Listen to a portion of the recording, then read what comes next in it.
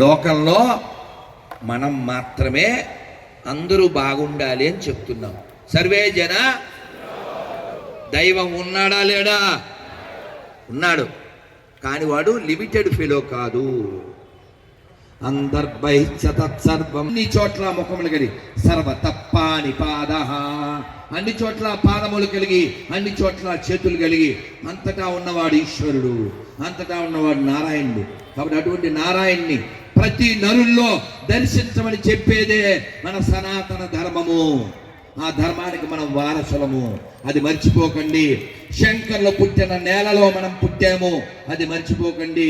శంకర్లు పుట్టిన నేలలో శంకర మతాలు పెరగడానికి కారణం, రావడానికి కారణం మన నిర్లక్ష్యము, మన పొగరు, మన అహంకారము. నేను గొప్పోడిని, మిగిలిన వాడు తక్కువ అనుకునే దరిద్రుడు ఎప్పటికీ హిందూ కాదు.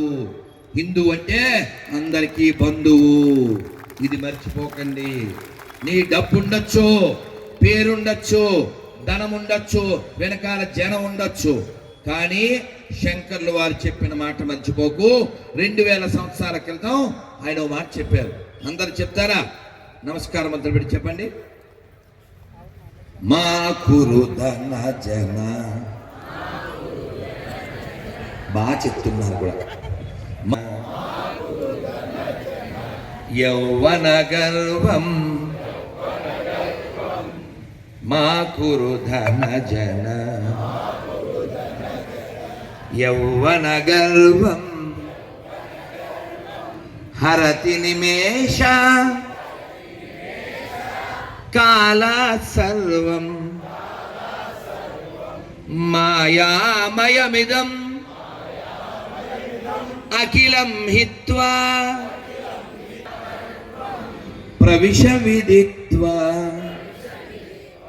భజ గోవిందం భజ గోవిందం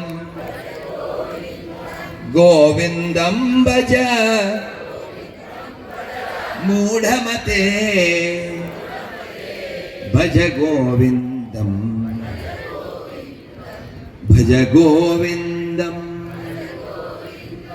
గోవింద గోవింద. ఈ శ్లోకానికి అర్థం తెలియకపోతే